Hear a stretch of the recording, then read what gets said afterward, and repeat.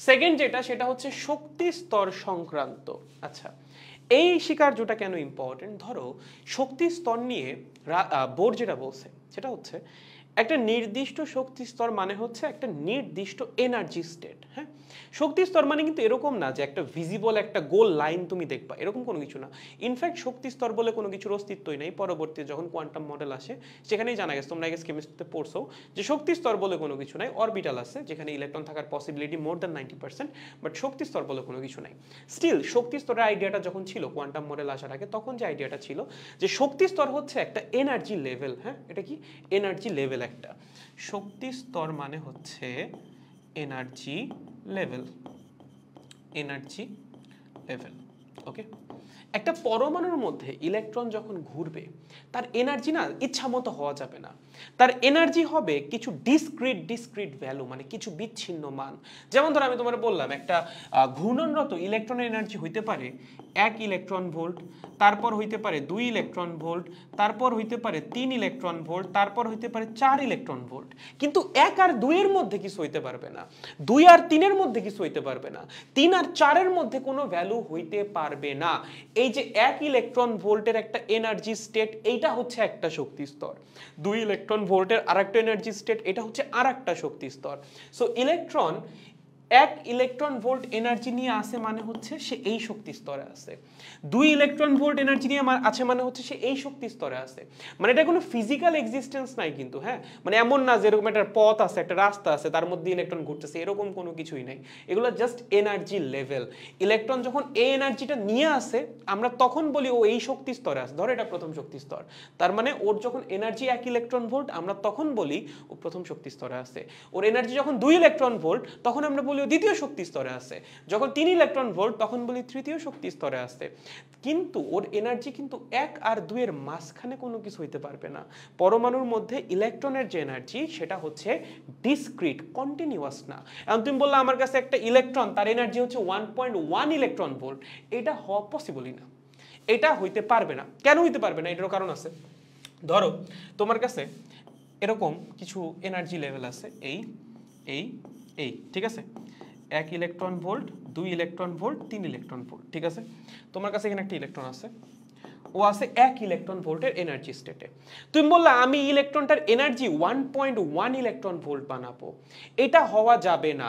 Electron either এখান থেকে এখানে যেতে পারবে বা এখান থেকে এখানে যেতে পারবে, সে মাঝামাঝি কোনো স্টেট নাই, সেখানে তার থাকার কোনো জায়গাই নাই, ঠিক আছে? এগুলোকে বলা হয় অনেকটা ওই যে নিষিদ্ধ ব্যান্ডের মতো। আমরা সেমিকন্ডাক্টরে গিয়ে এগুলো ভালো মতো পড়বো যে আমাদের প্রত্যেকটা পরমাণুর মধ্যে কিছু ডিসক্রিট এনার্জি লেভেল আছে। এই মাঝখানের যে জায়গাগুলো এগুলোকে বলা হয় ফরবিডেন ব্যান্ড গ্যাপ। এই জায়গাগুলোয় কখনো ইলেকট্রন থাকতেই পারে না, মানে এই এনার্জি হওয়া ইলেকট্রনের জন্য নিষিদ্ধ। আইদার ইলেকট্রন এখানে থাকবে বা এখানে থাকবে বা এখানে থাকবে। এই যে এনার্জি স্টেটগুলা এগুলাকে আমরা বলি হচ্ছে শক্তি স্তর, ঠিক আছে?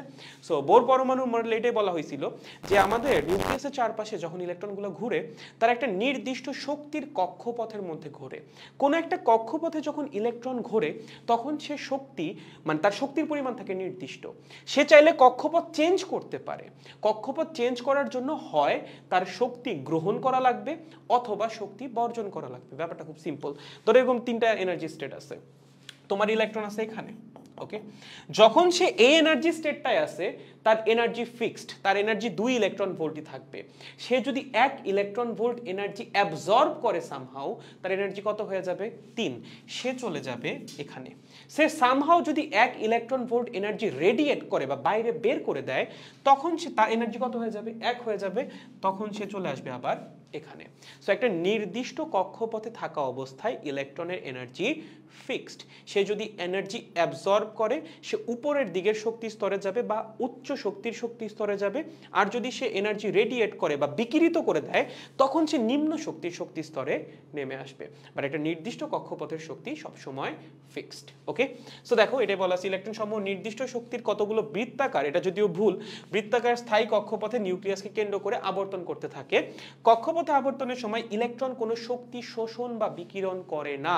মানে সে যদি শোষণ বা বিকিরণ করে তখন সে অন্য কক্ষপথে চলে যাবে। একটা নির্দিষ্ট কক্ষপথে থাকা অবস্থায় মানে এরকম হওয়া সম্ভব না যে ওর এনার্জি 2 ইলেকট্রন ভোল্ট, আমি একটা 0.1 ইলেকট্রন ভোল্টের আলো ফেললাম, ওর এনার্জি হয়ে গেল 1.1 ইলেকট্রন ভোল্ট, এটা কখনো হবে না। আইদার ও 1 ইলেকট্রন ভোল্ট নিবে অথবা 1 ইলেকট্রন ভোল্ট দিবে। তুমি এখানে 0.1 ইলেকট্রন ভোল্ট ওকে কোনোভাবেই দিতে পারবা না, ঠিক আছে?